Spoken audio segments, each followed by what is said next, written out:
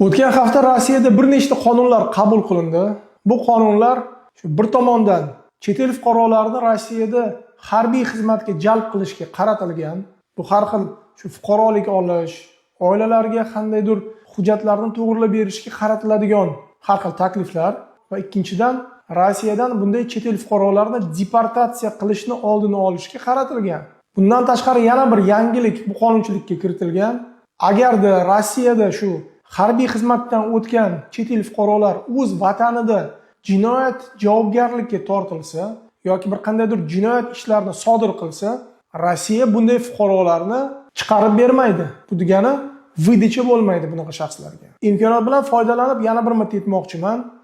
Agarda siz O'zbekiston fuqarosi bo'lsangiz, siz Rossiyada harbiy xizmatdan o'tsangiz, sizga nisbatan O'zbekistonda jinoyat ishi qo'zg'atiladi va siz javobgarlikka tortilasiz.